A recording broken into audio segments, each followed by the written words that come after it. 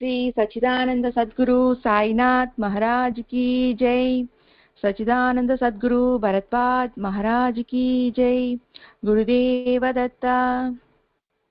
சாய்நாதரின் அனுகிரகத்தோடும் master அவர்களின் ஆசீர்வாதங்களோடும் சத்சங்கம் என்ற இந்த முறையில் நாம் எல்லோரும் ஒன்று கூடியிருக்கிறோம். இன்னைக்கு இந்த சத்சங்கத்திற்கு மூல காரணமான ஸ்ரீ எக்கிராலா பரத்வாஜா மாஸ்டர் அவர்களின் கண்காணிப்பில் பரிப்ரஷ்னா என்ற இந்த திருநூலில் இருந்து இன்னொரு கேள்விக்கான பதிலை தெரிந்து கொள்ளப் போகிறோம். பரிப்ரஷ்னா என்ற இந்த வாக்கியத்தை நாம் முன்பிருந்து கேட்டுக்கொண்டே இருக்கிறோம். இந்த பரிப்ரஷ்னா பகவத்கீதையில் 4வது அத்தியாயம் 34வது ஸ்லோகத்தில் ஸ்ரீ கிருஷ்ண பகவான் சொன்னது. தத்விதி பிரணிபாதேனா பரிப்ரஷ்னனே சேவையா உபதேசயந்திதே ஞானம் ஞானாத் தத்துவ தர்ஷனா அப்படின்னு சொல்லியிருக்காரு. இதுல பரிப்ரஷ்னா அப்படின்னு இருக்கு இல்லைங்களா? இந்த பரிப்ரஷ்னா என்றால் என்னன்னா தெரியாததை தெரிந்து கொள்வது, அப்படி நமக்கு தெரிந்ததை சரியா என்று சரிபார்த்து கொள்வது. இப்போ அதை நாம தெரிஞ்சுக்கிட்டோம் இல்லைங்களா?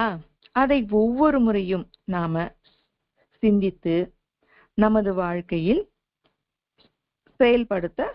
செயல்படுத்தவும் உதவுகிறது இல்லைங்களா? அப்போ நம்ம வாழ்க்கையில் எத்தனையோ, அதாவது எது வந்தாலும் சரி, அதாவது கேள்விகள் வந்து கொண்டேதான் இருக்கும் இல்லைங்களா? அந்த கேள்விக்கு பதிலை நாம எப்போதும் நாம தேடுறதே இல்லை. அப்ப எத்தனையோ கேள்விகள் நம்ம வாழ்க்கையில ஒவ்வொரு நிகழ்ச்சியிலையும் இல்லைன்னா ஒவ்வொரு சந்தர்ப்பத்திலையும் நமக்கு கேள்வி வந்துகிட்டே இருக்கும். ஆனா அதை நாம என்னைக்குமே அதுக்கான பதிலை நாம தேடுறதே இல்லை. நார்மலாவே அது என்ன விஷயம் அப்படின்னு பார்த்தா, எந்த விஷயமானாலும், லௌகிகமானாலும் சரி, ஆன்மீகமானாலும் சரி, சாஸ்திரபரமாகவும் சரி, நாம சிந்திக்கணும். எதற்கு அப்படின்ற சிந்திக்கணும். இந்த சிந்திக்கும் திறன் எப்போது இழக்க நேரிடுதோ அப்போது மனிதன் ஆன்மீகமான மேன்மையை அடைய முடியாது.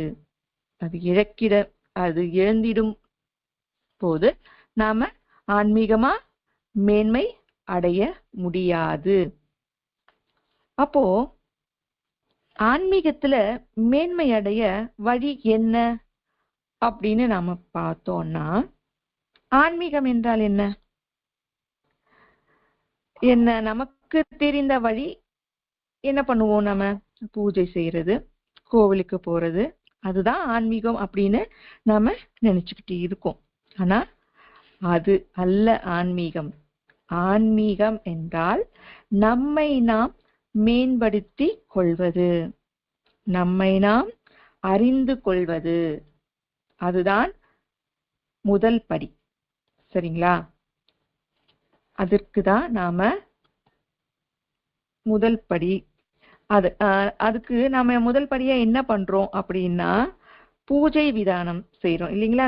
நம்ம வீட்டுல பூஜை, விரதம், தீட்சை இதெல்லாம் நாம செய்யும் போது என்ன ஆகும்? நம்ம மனம் சாந்தி அடையுமா? அதாவது கெட்ட வழியில, அதாவது எண்ணங்கள்ல இருந்து நாம கொஞ்சம் விலகினா மாதிரி இருக்கும் இல்லைங்களா? எப்பயுமே நம்ம இறைவனையே நினைச்சுக்கிட்டு அவரை பத்தி பூஜை செஞ்சுக்கிட்டு இருக்கிறப்போ நாம கெட்ட வழியிலையோ இல்லைன்னா வெறும் பேச்சு, அதாவது தேவையில்லாத பேச்சுக்கள் பேசுறதுலயோ அந்த மாதிரி இதுல ஈடுபட மாட்டோம் இல்லைங்களா? என்னைக்கு நாம இறைவனை பூஜிக்கணும் அந்த நினைப்பு நமக்கு வரணும். அப்போ வந்தப்போ நாம என்ன பண்ணுவோம்? எதுவா இருந்தாலும் நாம நினைக்கிறதுல தாங்க இருக்கு. நாம பண்ணணும்னு நினைச்சாதான் நம்ம பண்ண முடியுமே தவிர, யாரோ சொன்னாங்கன்றதுக்காக நம்ம முழு மனதோட நம்மளால எதையுமே பண்ண முடியாது. சோ அதனால இந்த பூஜை, விரதம், தீட்சை இதெல்லாம் செய்யும்போது நம்ம மனசுல இருக்கிற அந்த சின்ன சின்ன சஞ்சலங்கள் எல்லாம் விலகுமா? அப்போ ஆன்மீகம் என்றால் அப்படின்னு நமக்கு தெரியுமா? அந்த புரிதல் நமக்கு வரும் இல்லைங்களா? அந்த புரிதல் தான் ஆன்மீகம். அதாவது என்னில் உள்ள ஆத்மாவை கொண்டு உன்னில் உள்ள ஆத்மாவை காண்பது. அதாவது இங்கு சாரீரமா பார்க்காம, தேகத்தோட நாம அங்க பார்க்காம, என்னுள்ளேயும் ஆன்மாதான் இருக்கு, அவருள்ளேயும் அதே ஆன்மாதான் இருக்கு அப்படின்ற அந்த உணர்வு வரும். அதாவது தேகம் அழியக்கூடியது, ஆத்மாவுக்கு அழிவு இல்லை, ஆத்மாவுக்கு அல்ல அப்படின்ற உணர்வு நமக்கு ஏற்படும். எல்லோரும் ஒன்றுதான் அப்படின்ற உணர்வும் நமக்கு தெரியும் இல்லைங்களா? அதனால இப்போ தெரியும். ஆனால் இப்போ நம்ம நிலைமை எப்படி இருக்கு அப்படின்னா, இந்த பூஜை செய்யற, இது செய்யற, அது செய்யறேன்னு சொல்லிட்டு நாம என்ன பண்ணிக்கிட்டு இருக்கோம் அப்படின்னா, 4 செவத்துக்குள்ளேயே அடங்கி போயிட்டோம். இந்த 4 செவத்துக்குள்ளேயே அடங்குறது போல நம்ம இருக்கோம். பூஜை செய்யறது என்பதே ஆன்மீகம். அதைத்தான் நம்ம உன்னத நிலைக்கு எடுத்து செல்லும். அந்த எடுத்து செல்லும் அந்த பாவனை, ஒரு ரூம்ல ஒரு இடத்துல நம்ம பூஜை இதை வச்சுக்கிட்டு அங்க இன்னைக்கு அஷ்டோத்திரம், நாளைக்கு லலிதா சஹஸ்ரநாமம், விஷ்ணு சஹஸ்ரநாமம், இப்படி டெய்லி நம்ம தூபம் போட்டுட்டு டெய்லி காலையில எழுந்து மடியோட முதல்ல பூஜை பண்ணிட்டு அதுக்கப்புறமா தான் நம்ம எல்லா வேலையிலுமே செஞ்சுக்கணும். இப்படி போனாதான் நமக்கு ஆன்மீகத்துல உன்னத நிலை நமக்கு கிடைக்கும் அப்படின்ற பாவனையில நாம இருக்கோம். அதாவது அது பாவனைன்னு கூட சொல்ல முடியாது, பிராந்தியில நாம இருக்கோம். இப்போ நாம ஒரு கோவிலுக்கு போறோம், அங்கு அஷ்டோத்திரம், 4 பஜனை இதெல்லாம் செய்யறோமா? செய்யும்போது அப்பா இன்னைக்கு இந்த கோவில்ல பூஜையும் பஜனையும் பிரமாதமா பேஷா நடந்தது அப்படின்னு நம்ம சொல்லுவோம் இல்லைங்களா? பஜனை நடந்தது, ஆனா அந்த பஜனை மூலம் நாம என்ன கத்துக்கிட்டோம் அப்படின்றத நாம ஒரு நாளாவது யோசிச்சிருக்கோமா? இப்ப பஜனை நடக்கும் பொழுது கை தட்டுறதால அந்த பிரஷர் பாயிண்ட் நமக்கு நல்லா வேலை செய்தா? பாட்டு பாடும்போது நம்ம சிந்தனை ஃபுல்லா அந்த இறைவனை பத்தியே நினைச்சுக்கிட்டு இருக்கா? அந்த கத்தி பாடும்போது நம்முடைய சுவாசம் சரிவர இயங்குதா? அப்போ மனம் எந்த இதுக்குமே போகாம, அந்த சஞ்சலம் எதுவுமே படாம ஒரு நிலைப்படுதா? இதெல்லாம் படுறதெல்லாம் நாம யோசிக்கல. ஆனா அங்க போன உடனேயே நமக்கு சூப்பரா நடந்தது, இதுதான் ஆன்மீகம் அப்படின்னு நினைச்சுக்கிட்டு இருக்கோம். ஆனா அங்க போனா நம்ம உடம்பு சரீரத்திலே இருந்து உள்ளத்திலே இருந்து ஒவ்வொன்னா நாம தெரிஞ்சுக்கிட்டு இருக்கோன்றதையே நம்ம மறந்துகிட்டு இருக்கோம். அப்போ இது எல்லாம் பண்ணும்போது நம்ம மனம் ஒருநிலைப்படும். எப்படி இருந்தாலும் அந்த கடவுளை நாம ஒரு வாட்டி சேவிச்சோம்னா அவர் நம்மளை விட மாட்டார் இல்லைங்களா? கடவுள் சேவிக்கலைன்னாலும் விட மாட்டார். ஆனா அவங்க நம்மளை நம்பி வந்துட்டா அப்படின்னு சொல்லிட்டு அவர் விட்டுருவாரா? விட மாட்டார். கொஞ்சம் கொஞ்சமா நம்மளை மேம்படுத்துவார் இல்லைங்களா?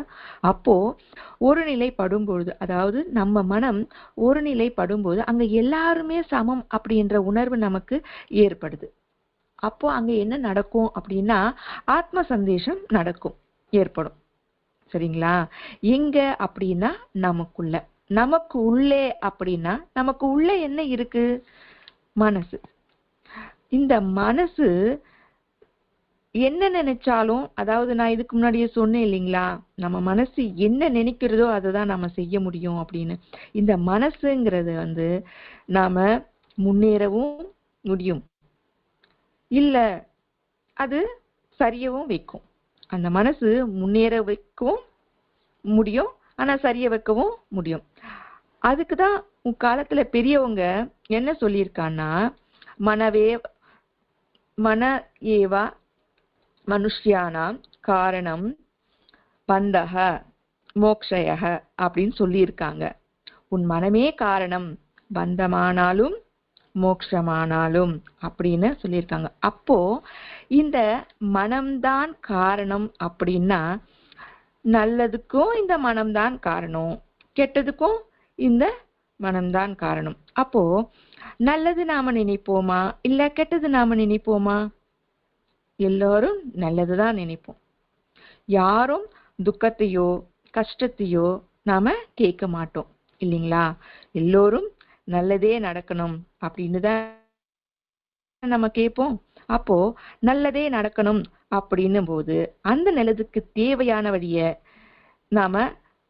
வழியையும் கவனத்தையும் நாம ஞாபகத்துல வச்சுக்கணுமா இல்லையா? அது எந்த வழி அப்படின்னு நம்ம பார்க்கணும். இப்போ எந்த வழியில நாம போனா ஆன்மீகத்துக்கு அதாவது எந்த வழியில போனா சரியா இருக்கும் அப்படின்னு யோசிக்கணும். எந்த வழி சிறந்தது அப்படின்னும் நாம சிந்திக்கணும் இல்லைங்களா? போறதுக்கு எந்த வழி சிறந்ததா இருக்கும் அப்படின்றதையும் நாம சிந்திக்கணும். இப்போ நாம டெல்லிக்கு போகணும். நான் டெல்லிக்கு போகணும்னு வச்சுக்கோங்களேன். அதுக்கு 3 வழி இருக்கு. அதாவது பை ரோட் இருக்கு, இல்லைன்னா ட்ரெயின் இருக்கு, ஃப்ளைட் இருக்கு. எந்த வழியில போனா நான் சீக்கிரமா போய் அடைய முடியும் அப்படின்றத நான் முதல்ல அதை யோசிக்கணும். யோசிச்சு நல்லா சிந்தித்து செயல்படணும் இல்லைங்களா? இப்போ ரோடு வழியா போனா 2 நாள் ஆகும், 2 நாள் ஆகும். பை ட்ரெயின்னா 1.5 நாள்ல போக முடியும்னு வச்சுக்கோங்களேன். ஆனா ஃப்ளைட்ல 2 மணி நேரத்துல என்னால போக முடியும். ஸோ அப்போ எதை நான் சூஸ் பண்ணுவேன் அப்படின்னு பார்த்தா ஃப்ளைட்டை தான் நான் சூஸ் பண்ணுவேன் இல்லைங்களா? ஸோ அதே மாதிரி இந்த தேகத்தை விடுத்து நாம சீக்கிரம் முக்தி அடையணும். அப்போ என்ன செய்யணும்? எந்த வழியை நான் தேர்ந்தெடுக்கணும்?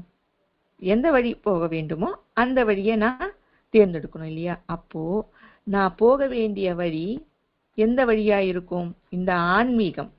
கடவுளை நான் சீக்கிரமா அடையணும் அப்படின்னா அதுக்கு எந்த வழி அப்படின்னு சொல்லிட்டு ஆன்மீக வழி. எப்படி இந்த ஆன்மீகத்தால என்ன உபயோகம் இருக்கும்? இந்த பூஜை விதானத்தை வெளிப்படையா செஞ்சாலும் எப்படி இருக்கும், என்ன உபயோகம் அப்படி இருக்கும் அப்படின்னா, இந்த பூஜை விதானம் வெளிப்படையாக செஞ்சாலும் உள்ளுணர்ந்து செய்ய உன் மனதை ஒருநிலைப்படுத்தும் இந்த பூஜை விதானம். அப்போ மனம் ஒருநிலைப்படுத்தினா முதல்ல நாம என்ன செய்ய வேண்டும்? என்ன செய்யணும்னா நமக்குள்ள இருக்கிற அந்த பலவீனத்தை, நமக்கு எது பலவீனம் அப்படின்றத நாம வெளியேற்றணும். அப்போ நீ உன்னை நல்லா புரிஞ்சுக்கணும், நல்லா தெரிஞ்சுக்கணும். உன் பலகீனத்தை தெரிஞ்சுக்கிட்டு பின்னாடி என்ன பண்ணணும்? இதுதான் என் பலம் அப்படின்னு தெரிஞ்சுக்கணும் இல்லையா? ஆனா நாம என்ன பண்ணுவோம்? அது தவறா இருந்தாலும் நாம என்ன பண்ணுவோம்? அதுதான் என் பலம் அப்படின்னு நினைச்சுக்குவோம். அது தப்பானாலும் சரி, அது சரியே ஆனாலும் சரி, சாதிப்போம் இல்லையா? அது யாரா இருந்தாலும் அது தப்பா சரியா அப்படின்னு நாம எப்படி நாம தெரிஞ்சுக்க முடியும்? தெரியாது இல்லைங்களா? நம்மள நாமே சரின்னு நினைச்சுக்கிட்டா எப்படி நமக்கு தெரியும்? நாம ஒரு வேலை செய்யறோம், அந்த வேலையை நான் செஞ்சதுதான் கரெக்ட் அப்படின்னா அது எப்படி? அந்த வேலை நான் செஞ்சது கரெக்டா இல்லையான்னு சொல்லிட்டு ஒரு 4 பேரை கூட்டிட்டு அதை தெரிஞ்ச 4 பேரை கூட்டிட்டு நான் காட்டி அவங்க கரெக்ட்னு சொன்னா ஓகே. இல்ல நானே அதை நிர்ணயிச்சா அது எப்படி ஆகும்? அது ஆகாது இல்லையா? அப்போ நான் செஞ்சது கரெக்டா தப்பா அப்படின்றது நான் எப்படி தெரிஞ்சுக்கணும் அப்படின்னா அதுக்குதான் நடு சபை, அதாவது சமூகத்துல நானு வந்தா அது எனக்கு தெரியும் இல்லைங்களா? அது சமூகத்தின் வந்தா மட்டும்தான் நமக்கு தெரியும். இல்ல 4 செவத்துக்குள்ளேயே இருந்தா எப்படி நமக்கு தெரியும்? நாம செய்யறோம், பூஜை செய்யறோம், அதுக்கு ஒரு வரைமுறை இருக்கும். ஆனா எனக்கு தெரிந்த விதத்துல நான் செய்யறேன். அதுதான் சரி அப்படின்னு நினைப்பேன். அது சமூகத்துல வந்தா தானே தெரியும் இது தவறு என்று. அதனால சமூகம் நமக்கு ஒரு கண்ணாடி மாறிங்க. நாம எதுவா இருந்தாலும் அந்த சமூகத்துல வைக்கும் போதுதான் நாம் சரியா தவறா அப்படின்றது தெரியும். அது முகம் பார்க்கும் கண்ணாடி போன்றது அந்த சமூகம். இப்போ நம்ம முகத்துல, என்னுடைய முகத்துல ஒரு கரை இருக்கு, ஆனா அது எனக்கு தெரியுமா? தெரியாது இல்லைங்களா? அது யாராவது சொன்னா நான் நம்புவேனா? நம்ப மாட்டேன். நான் மறுபடியும் போய் கண்ணாடியில பார்ப்பேன். அவங்க சொன்னது கரெக்டா தப்பா அப்படின்னு சொல்லிட்டு நான் அதை கண்ணாடியில போய் பார்ப்பேன். கண்ணாடியில போய் பார்த்துட்டா அது கரெக்டா தெரிஞ்சிட போகுது. ஆமா, என்னுடைய முகத்துல ஒரு கரை இருந்தது அப்படின்றது நான் தெரிஞ்சுப்பேன் இல்லைங்களா? அது மாதிரிதான் சமுதாயம் அப்படின்றது ஒரு கண்ணாடி மாதிரி. சோ அப்போ அப்போ நான் ஒரு ஆன்மீகத்துல நான் கொஞ்சம் கொஞ்சமா அத இப்படி போனாதான் ஆன்மீகத்துல நான் ரொம்ப தொலைவுல போயிட்டேன். நான் இதுக்கே அதாவது இது ஒரு சின்ன விஷயத்த நாம தெரிஞ்சுக்கிட்டாலேயே நான் ஆன்மீகத்துல ரொம்ப தொலைவுல போயிட்டேன், நான் ஞானம் அடைஞ்சிட்டேன், யோக நிலைய அடைஞ்சிட்டேன் அப்படின்னு பிராந்தியிலேயே நான் இருப்பேன் இல்லைங்களா?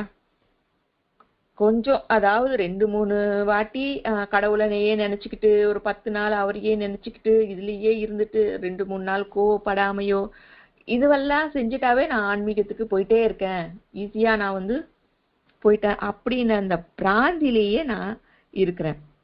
அப்படி இருந்தா எப்படி? ஆன்மீகத்துல மேன்மை அடைந்தோம் அப்படின்றதுக்கு அடையாளம் என்ன இருக்கு?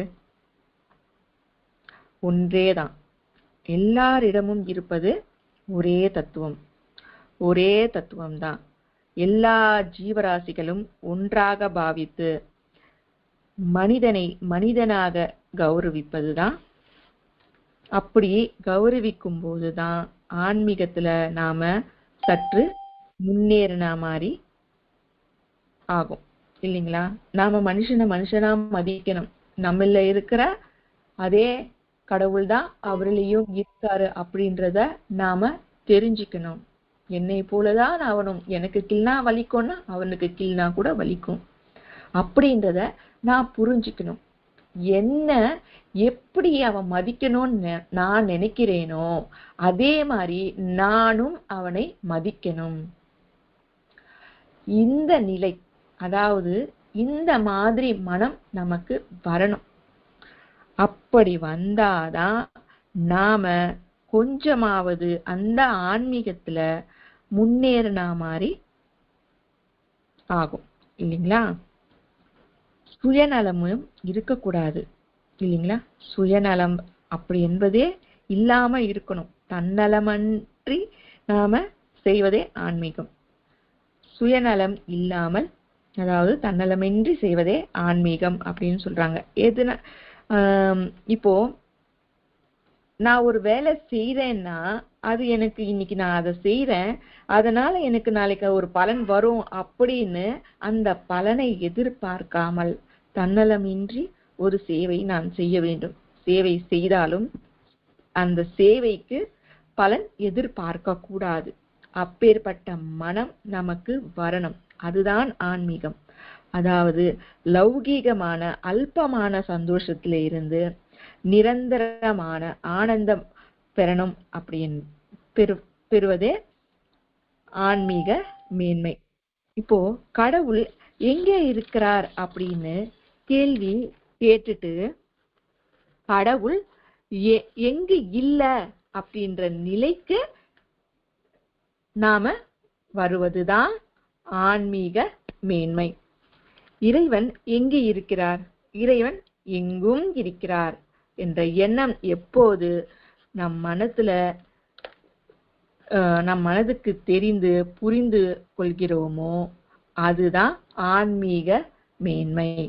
இல்ல இந்த போட்டோல தான் இருக்காரு, இல்ல இந்த சிலையில தான் கடவுள் இருக்காரு, இந்த கோவில்ல தான் அதிக சக்தி படைத்த அந்த கடவுள் இருக்காரு அப்படின்னு நினைப்பது ஆன்மீகம் கிடையாது.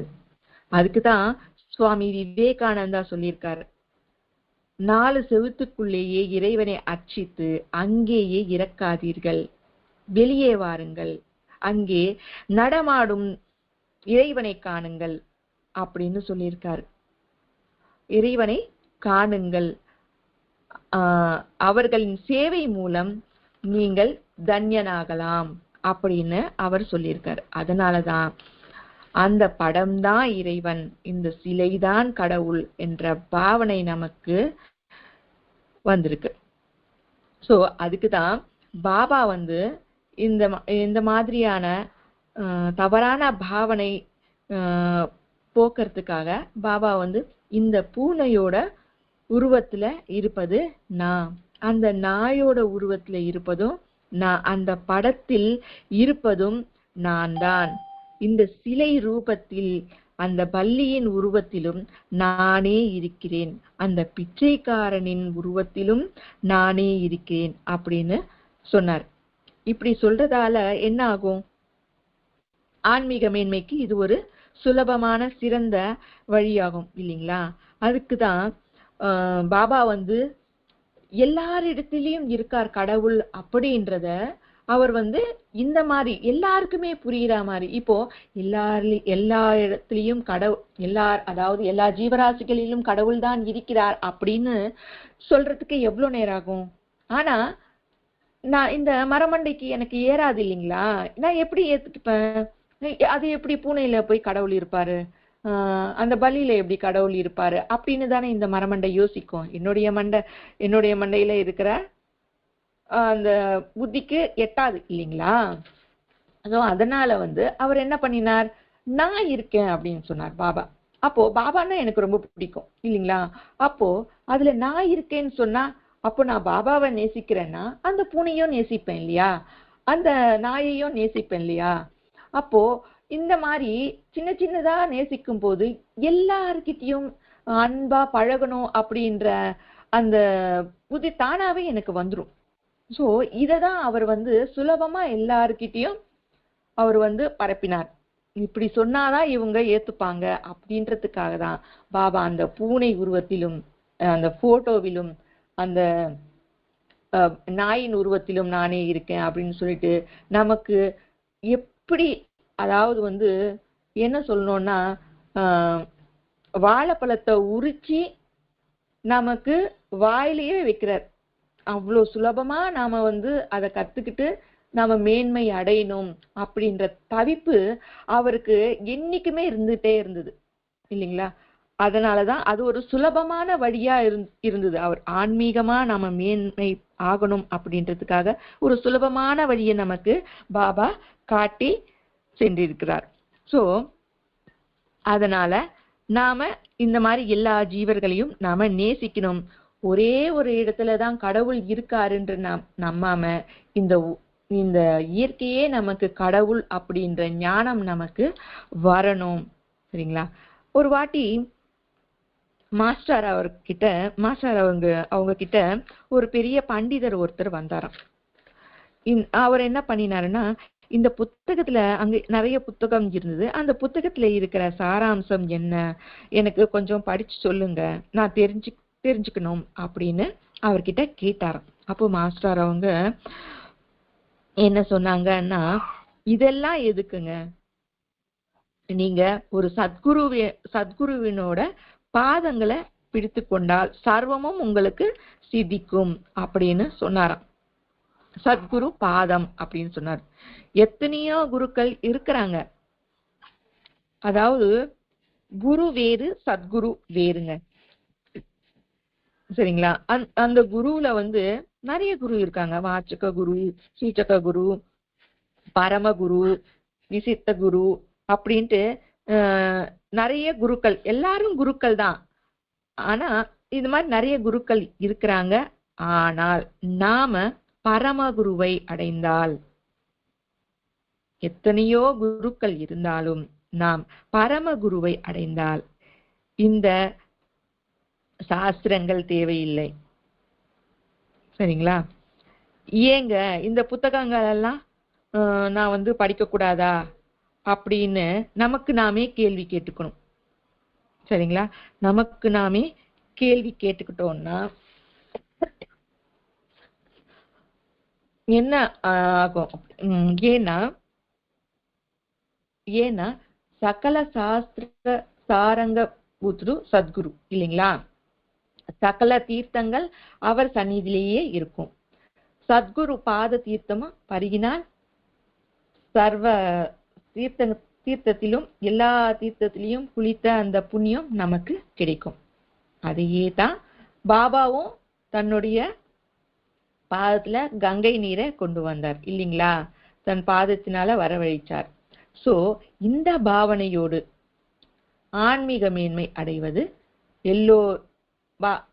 ஆன்மீக மேன்மை அடைவதும் எல்லோரிடமும் இறைவனை தரிசிப்பதும் தான் நம்மளோட குறிக்கோளா இருக்கணும். அதாவது குறுகிய மனப்பான்மையிலே இருந்து பரந்த மனப்பான்மை கொண்டு இறைவன் எங்கும் இருக்கிறார், இறைவன் எங்கு இருக்கிறார் அப்படி, அதாவது இறைவன் எங்கு இருக்கிறார் அப்படின்னா இறைவன் எங்கும் இருக்கிறார் என்ற புரிதல் நாம பெறுவதுதான்.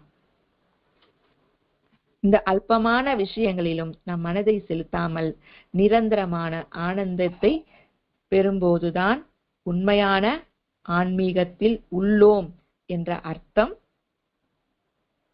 நமக்கு தெரியும். சரிங்களா?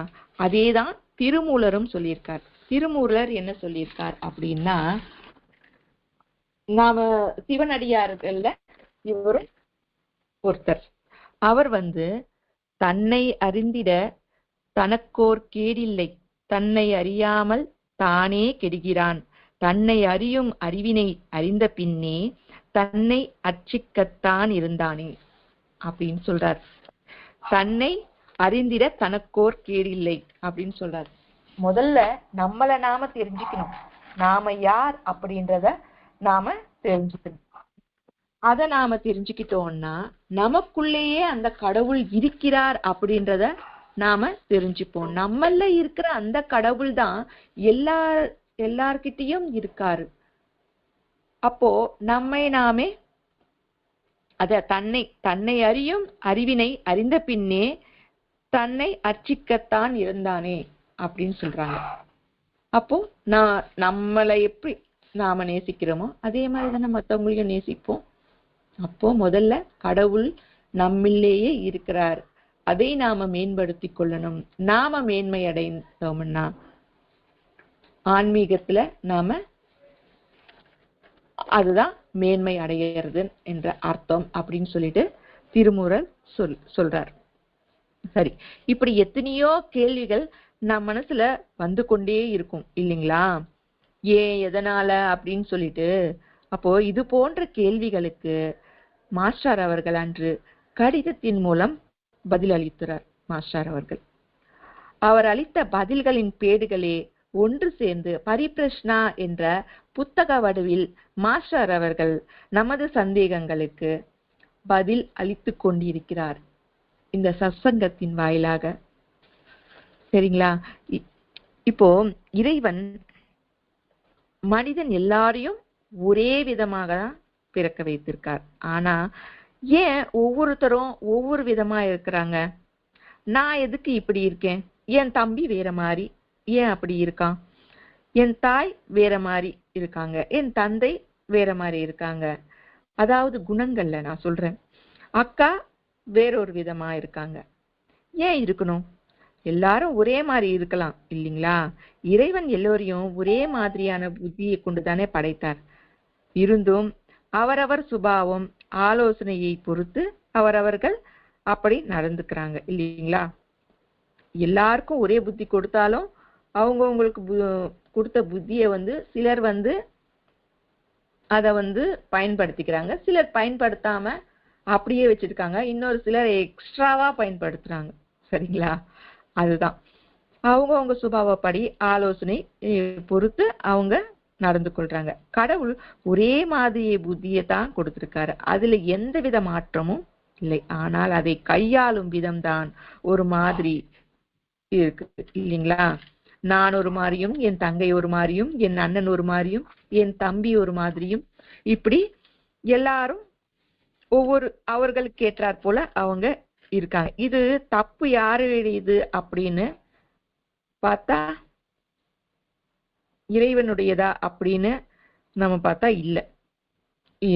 இதுல தப்பு யாருடையது, நம்மளுடையதா இல்ல இறைவனுடையதா அப்படின்னு நாம தெரிந்து கொண்டால் இது தப்பு இறைவனுடையதா இல்லைங்க, இது நம்மளுடையதுதான். அப்போ இத தெரிஞ்சு கொண்டோம்னா நாம கடவுளை நிந்திக்க மாட்டோம் இல்லைங்களா? எந்த கஷ்டம் வந்தாலும், என்ன சுகம் வந்தாலும், துன்பம் நேர்ந்தாலும் சரி, சந்தோஷம் வந்தாலும் சரி, அவரை நாம திட்ட மாட்டோம். நாம செய்யறதுதான் நமக்கு வரும் இல்லைங்களா? வினை விதைப்பவன் வினை அறுப்பான், திணை விதைத்தவன் திணை அறுப்பான். மத்தியில நமக்கு இறைவனையே நாம சொல்லணும். அப்போ அந்த மாதிரி இருக்கும், அதை நாம புரிஞ்சுக்கும் பொழுது நம்ம இறைவனை திட்டுவோமா? திட்டவும் மாட்டோம், அவரை புகழவும் மாட்டோம். சோ இந்த விதானத்தை நமக்கு சொல்லி கொடுக்கறது தான் இந்த பரிபிரஷ்னா அப்படின்ற இந்த திறநூல். சரிங்களா? இன்னைக்கு கேள்விக்கு போலாம். இன்னைக்கான கேள்வி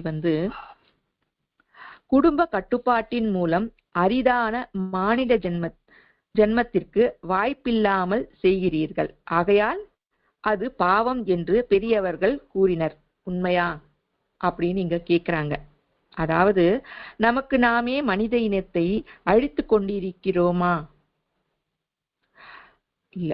முன்பு காலத்துல பெரியவர்கள் எத்தனை பிள்ளைகள் பெற்று எடுத்தனர்? 10 இல்லைன்னா 12 பேர் பெற்று கொண்டார்கள். ஏனென்றால் கடவுள் கொடுத்தது, அதை யாரும் தடுக்க கூடாது. தடுத்தால் அது பாவம் அப்படின்னு சொல்லுவாங்க இல்லைங்களா? பிள்ளைகள் வேண்டாம் அப்படின்ட்டு குடும்ப கட்டுப்பாடு செய்து கொண்டால் அது பாவம் அப்படின்றதுதான் இங்க கேள்வி. சரிங்களா? ஒரு சிறிய அறுவை சிகிச்சையால ஜீவிகளின் கர்மாவை மாற்ற முடிந்தால் இனி அறுவை சிகிச்சைகள் தெய்வங்கள் ஆகிவிடும் அப்படின்னு இங்க சொல்றாங்க. அதாவது அந்த கத்தி, கத்திரிக்கோள், அதாவது அந்த அஸ்திரங்கள், இந்த நைஃப் இருக்கும் இல்லைங்களா, அதுதான் நம்ம கர்மாவை மாற்றுவதால அவை கடவுளாக முடியுமா ஏன் என்று ஏன் நாம யோசிக்கிறது இல்லை? அதாவது அது கடவுள் எப்படி ஆக முடியும்? ஆக முடியாது இல்லைங்களா? அதாவது அனுவாரியமா யுக தர்மமா வரும் சாம்பிரதாயங்கள் கூட ஜீவிகளின் கர்மாக்கள் படியே வரும். நாம செய்யற அந்த கர்மாக்கள் படிதான் நமக்கு வரும். எது வந்தாலும் கிடைத்தாலும் கூட்டு முயற்சியாலையும் தர்மத்தின்படியே நமக்கு வரும். அதாவது இப்போ நிலநடுக்கம், சுனாமி, வெள்ளம், வறட்சி எதுவானாலும் எல்லோருடைய பாவத்தினால் தான் வரும் இல்லைங்களா? பாவத்தினால் தானே நம்ம வரும். இப்போ வறட்சி எதுக்கு வருது?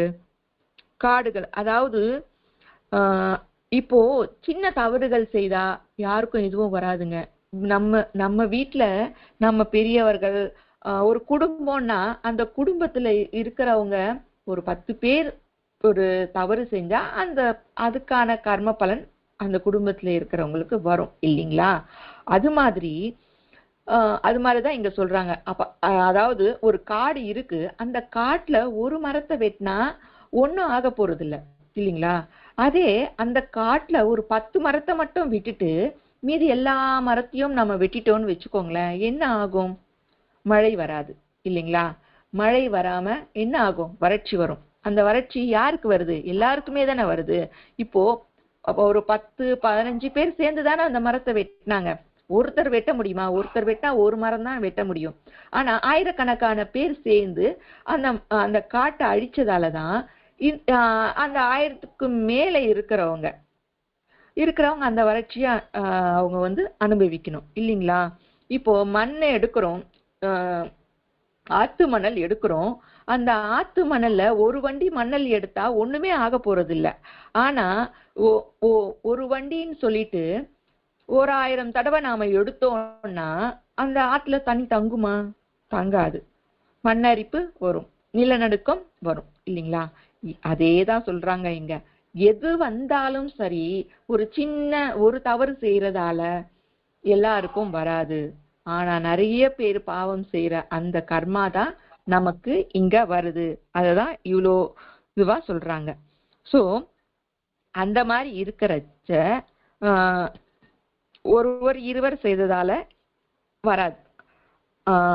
அது போலவே நம்ம வாழ்க்கையில் நம்ம குடும்பத்துல நம்மளோ எல்லா கர்ம பந்தங்களினாலேதான் வரும். தவறு அதாவது இப்போ ஒருத்தர் தவறு செய்யறாருன்னு வச்சுக்கோங்களேன். அப்போ அவனோட இருக்கிறான் இல்லையா, இப்போ இவன் தவறு செய்யறான். இப்போ ஒரு கொலை நடக்குதுன்னு வச்சுக்கோங்களேன். ஒருத்தன் கொலை செய்துகிட்டே இருக்கான். அப்போ செய்யறவன் இவன் தடுக்கல, இவன் செய்யலன்னாலும், இன்னொருத்தவன் இருக்கான் பக்கத்துல, அவன் செய்யலன்னாலும், ஆனா அது அவன் செய்யும் போது தடுக்காம இருக்கான் இல்லையா, அது கூட பாவம் தானே. கரெக்டா? அதே மாதிரிதான் ஒருத்தன் தவறு செய்யறான்னா, தவறு செய்யாதவன் அவனோடு சாவாசம் செய்தாலும் அந்த கர்ம பலம் அவனுக்கு வரும் அப்படின்னு சொல்றாங்க. இதுக்குதான் நாம துஷ்டர்களிடம் சகவாசம் செய்யக்கூடாது அப்படின்னு சொல்றது. நீ பாவம் செய்யலன்னாலும், பாவம் செய்தவனோட இருந்தாலும் அந்த பாவ பலிதம் உனக்கு வரும். அதுதான் சமிஷ்டி கர்ம பலிதம் அப்படின்றது. இப்போ அவன் தெரிந்து கொள்ள வேண்டியது என்னன்னா சத்கர்மா அப்புறம் சத் சாங்கத்தியம். இந்த சத்கர்மா சத் சாங்கத்தியம் செய்யுமாறு செய்தால் அந்த கர்ம பந்தத்தை நாமே மாற்றிக்கொள்ள முடியும். சரிங்களா? சத்கர்மா சத் சாங்கத்தியம். சத்கர்மன்னா நல்ல கர்மாக்கள் செய்து கொண்டே போனால் அவனுடைய கர்மாக்களை அவன் மாற்றிக்கொள்ள முடியும். சோ அதனால இங்க குடும்ப கட்டுப்பாடு செய்து கொள்வது பாவம் இல்லைங்க. ஏன்னா குழந்தைகள் வேணும் அப்படின்னு ஒரு தாய் தந்தையர் நினைக்கும் பொழுது குடும்ப கட்டுப்பாடு அவங்க செஞ்சுக்க மாட்டாங்க. செய்து கொள்ள வேண்டும் அப்படின்னு அவங்க நினைக்க மாட்டாங்க. ஆனால் அப்படி செய்வது பாவம் என்று நினைக்கிறது குழந்தைகளை பெற்றுக்கொண்டே போய் அவர்களை நல்ல முறையில வளர்த்தெடுப்பது என்பது முடியாமல் போனால் அது பாவம். அப்போ பாவமாகாதா? இப்போ நமக்கு கடவுள் எல்லாருக்கும் இப்போ சொல்றாங்க இல்லையா, நான் குழந்தை பிறக்கிற வரைக்கும் நான் பெற்றுக்கிட்டே தான் இருப்பேன், நான் குடும்ப கட்டுப்பாடே பண்ண மாட்டேன், அது மகா பாவம் அப்படின்னு சொல்றாங்க இல்லையா. அது எப்படி மகா பாவம் ஆகும்? இப்போ பறவைகள் இருக்கு, விலங்குகள் இருக்கு, அவற்றுக்கான அறிவு கடவுள் அவ்வளவு கொடுத்திருக்காருன்றதாலதான் அது குட்டிகள் போட்டுக்கிட்டே இருக்கு, பறவைகள் முட்டையிட்டுக்கிட்டே இருக்கு, அந்த மாதிரி.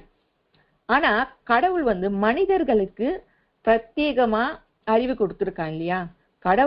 கடவுள் என்னைக்குமே கொடுக்கறத மட்டும்தான் அவர் எடுத்துக்க மாட்டார் என்னைக்குமே, இல்லைங்களா? நாம செய்யற கர்ம பலித்தத்தாலதான் நம்ம அனுபவிக்கிறோமே தவிர அவருக்கு கொடுக்கதான் தெரியுமே தவிர எடுக்க தெரியாது. சோ அவர் குழந்தைகளை கொடுப்பார். ஆனா அந்த குழந்தைகளை நம்மளால அறிவும் நமக்கு கொடுத்திருக்காரு இல்லையா. அப்போ அந்த அறிவுல தானே நம்ம அந்த ஆபரேஷன் எல்லாம் நாம கண்டுபிடிச்சோம், இல்லைங்களா? இப்போ எனக்கு 10 குழந்தைகள் பிறந்து அந்த குழந்தைகளை என்னால வளர்க்க முடியலனாலும் அதுவும் பாவம் தானே ஆகும். அப்போ நான் அந்த ஆபரேஷன் பண்ணிக்கிறதுல ஒன்றும் பாவம் இல்லையே, இல்லைங்களா? இப்போ நான் ஒரு 2 குழந்தைங்களை பெத்துக்கிட்டு அந்த குழந்தைங்களை நல்லா வளர்த்தேன்னா அது நல்லது தானே. அப்ப அது எப்படி பாவமாகும்? வளர்க்க முடியாமல் போனா அந்த குழந்தைங்க என்ன ஆவாங்க?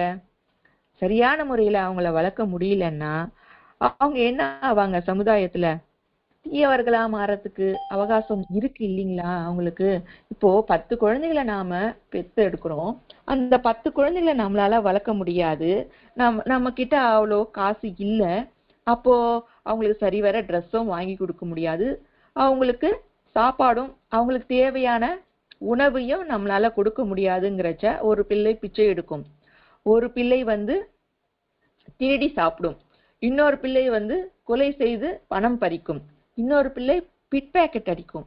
இப்படி செய்யும் பொழுது அது சமுதாயத்துக்கு கேடுதானே, இல்லைங்களா? இதனால இப்போ அந்த குழந்தை பிச்சை எடுத்து சாப்பிடும்போது அதுக்கு அது ஒரு மாதிரியான இருந்தாலும் ஒருத்தன் கொலை செய்யறான் இல்லையா, அந்த கொலை செய்யறதால அந்த கொலை செய்யப்பட்டவன் குடும்பம் எவ்வளவு பாதிக்கும். அந்த பிட் பேக்கெட் அடிக்கிறான் இல்லையா, அந்த பணம் அவர் குடும்பத்துக்கு சேரணும், அந்த குடும்பம் எவ்வளவு பாதிக்கும். இப்படி இப்படி தீயவர்களா மாறும்போது சமுதாயத்துக்கு எவ்வளவு பெரிய கேடு விளைவிக்கும் இல்லைங்களா. அதெல்லாம் செய்யறது பாவமா இல்லாம இங்க நாம அறுவை சிகிச்சை செய்து அந்த குடும்ப கட்டுப்பாடு செஞ்சு கொண்டு அந்த பிள்ளை பேரை தடுப்பது பாவம் அப்படின்னா அது பாவம் இல்லை இல்லைங்களா. என்னால 2 குழந்தைய பெற்று அது நல்லா வளர்த்து இந்த சமுதாயத்துக்கு ஒரு நல்ல வழிகாட்டியா ஆக்க முடியும்னா அது எப்படி பாவமாக முடியும்? அதுதான் பாவமாக முடியாது, இது பாவம் இல்லை அப்படின்னு சொல்றாங்க. ஒருத்தர் சொல்லுவாங்க, மரம் நட்டவன் தண்ணியை விட மாட்டானா அப்படின்னு சொல்லிட்டு. அதாவது நான் பெத்துக்கிட்டே போயிட்டே இருக்கணும், கடவுள் காப்பாத்திடுவாரா? கடவுள் ஏன் காப்பாத்துறாரு? கடவுளா உன்னை காப்பாத்த சொல்லி உன்னை பெத்துக்க சொன்னார் இல்ல இல்லையா. அவரு கொடுத்தாரு, ஆனா எந்த அளவுக்கு நமக்கு தேவைன்ற அறிவையும் நமக்கு கொடுத்திருக்காரு. சோ அதை நாம பயன்படுத்தணும். மரம் வச்சவன் தண்ணி விட மாட்டானா அப்படின்னு சொன்னா நாம மரம் வச்சா நம்ம தான் தண்ணி விடணும். அது இல்லாம நான் மரம் வச்சுட்டேன், எதிர்த்து வீட்டுக்காரனோ பக்கத்து வீட்டுக்காரனோ தண்ணி ஊத்தணும் அப்படின்னா அது என்ன நியாயம்? அது நியாயம் இல்லை இல்லைங்களா. அது பாவமும் கூட. இன்னொருத்தன் சொல்லுவான், காட்டுல மலை மேல இருக்கிற காட்டுல தீபம் வெயி நல்லது அப்படின்னு சொன்னா எப்படிங்க? மலை மேல காற்றடிக்கிற சைட்ல போய் நான் தீபம் வச்சு கடவுளேன்னு சொன்னா கடவுள் அதை அணியாம காப்பாற்றுவாரா? அவர் சொன்ன மாதிரி நான் மலை மேல போய் நான் தீபம் வச்சாலும் நான் காற்று அடிக்கிற பக்கமா நின்னு அது வராம நான் தான் அதுக்கு ட்ரை பண்ணணும். அதை ஆற விடாம நான் ட்ரை பண்ணணுமே தவிர அவர் சொன்னாருன்னு சொல்லிட்டு நான் ஏதோ வச்சுட்டு பண்ணிட்டா அது எப்படி சரிவர ஆகும்? நிறைய குழந்தைகளை பெற்றுக்கொள்வது தப்பு ஏதோ இல்லைங்க. ஆனால் அந்த குழந்தைகளை நல்ல முறையில் பேணி காப்பாற்றி சமுதாயத்திற்கு ஒரு நல்ல மனிதன் ஆக்க முடியும் அப்படின்னா நம்ம குழந்தைகளை பெத்துக்கிறதுல தவறு ஏதும் இல்லை. என்னால முடியாது என்ற பொழுது குடும்ப கட்டுப்பாடு செய்து கொள்வது தவறு ஒன்றும் இல்லை அப்படின்னு இங்க சொல்றாங்க. அதாவது நாம தான் நிர்ணயிக்கணும் இல்லைங்களா.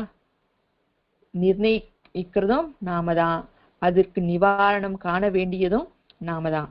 நிவாரணம் காணலன்னா கஷ்டப்படுவதும் நாம தான், அதற்கு தீர்வு காண வேண்டியதும் நாமே தான்.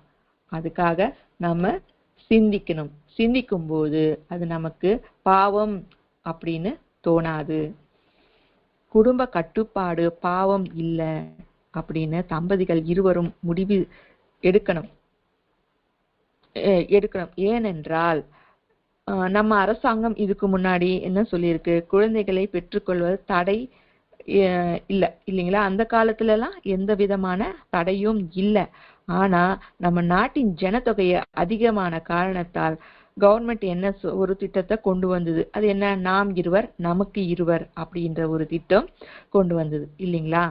சோ அதனால இப்போ என்ன ஆகுது, நாம் இருவர் நமக்கு இருவர் அப்படின்னா மெடிக்கல் எக்ஸ்பென்சஸ் அதெல்லாம் நம்ம பார்க்கணும். நம்ம ஒரு சாதாரண ஒரு மிடில் கிளாஸ் ஃபேமிலியில இருக்கும் பொழுது அது நம்மளுடைய வருவாயின் காரணமாக பிள்ளைகளை நல்லா படிக்க வைக்கிறோம், ஹெல்தியான ஃபுட்டு கொடுக்குறோம். அதாவது ரெண்டு குழந்தைகளை நாம பெற்றுக்கிட்டு அதுக்கு வேண்டிய எல்லாத்தையுமே நாம அவங்களுக்கு சரிவர கொடுக்குறோம். அப்படி இல்லாம 4-5 பிள்ளைங்களை நாம பெற்றுக்கிட்டு அவங்கள சரிவர காப்பாற்ற முடியாம விட்டுட்டா அவங்க கெட்ட வழியில சென்று சமுதாயத்துக்கு கேடுதானே வரும். அதுக்காக தான் நாம இப்ப என்ன பண்றோம்னா, கவர்மெண்ட் சொன்னது நாம் இருவர் நமக்கு இருவர்னு போயிட்டு இப்போ நமக்கு இருக்கிற இந்த ஜெனரேஷன்ல எல்லாரும் நாம் இருவர் நமக்கு ஒருவர் என்ற முறைக்கு நாம வந்துட்டோம் இல்லைங்களா. குடும்ப கட்டுப்பாடு செய்து கொள்றோம். குடும்ப கட்டுப்பாடு செய்யறது எதுவுமே தவறு ஏதும் இல்லை அப்படின்னு இங்க சொல்றாங்க. இங்க மாஸ்டர் அவர்கள் சொன்னது ஒரே விஷயம்தான், சிறிய அறுவை சிகிச்சையினால் கர்மாவை மாற்ற முடிந்தால் அந்த அஸ்திரங்களே தெய்வங்கள் ஆகிவிடும். யுக தர்மமாக இரண்டாவது யுக தர்மமாக வரும் இப்பேற்பட்ட பாரம்பரியங்கள் அனைத்தும் ஜீவிகளின் கூட்டு கர்மங்களின் பலனாகவே கிடைக்கும் அப்படின்னு சொல்றாங்க. மரம் வைத்தவன் தண்ணீர் வளர்ப்பான் என்பது வெறும் வேதாந்தம் அப்படின்னு சொல்றாங்க. நீ மரம் நடும் பொழுது தண்ணீர் விட வேண்டியது உன் கடமை. சமுதாயத்திற்கு நல்ல எதிர்காலத்தை நீ தராமல் போனால் அது மகா மகா பாவமாகும். ஒருவன் கெட்டவனானால் அவனுடன் சேர்ந்து இன்னொருவன் இன்னொருவன் இன்னொருவன் இப்படி வளர்ந்து கொண்டே போகுமே, அது எவ்வளவு பெரிய பாவம், எவ்வளவு பெரிய பாவமாகும். அதற்கு ஒரு குடும்ப கட்டுப்பாடு செய்வது பாவமே ஆனாலும் அது ஒரு பாவத்தோடு போகும். சோ அதற்காகத்தான் யுக தர்மத்தை நீ ஞாபகம் வைத்துக் கொண்டு சுதர்மத்தை நீ மறந்துவிட்டு, அப்படி ஞாபகம் வைக்கும் பொழுது சமுதாயத்திற்கு புண்ணியம் செய்தவனாவாய். சோ அதனால குடும்ப கட்டுப்பாடு செய்து கொள்வது பாவம் கிடையாது என்ற விஷயத்தை நீ நினைவில் வைத்துக் கொள்ள வேண்டும் அப்படின்னு சொல்றார் மாஸ்டர் அவர்கள். என்னைக்குமே நாம நம்மளுடைய கடவுள் கொடுத்த அறிவை வைத்து நமக்கு எது சரி என்று சரியான முடிவை எடுப்பது என்னைக்குமே தவறு ஆகாது என்று சொல்லிக்கொண்டு ஸ்வஸ்தி.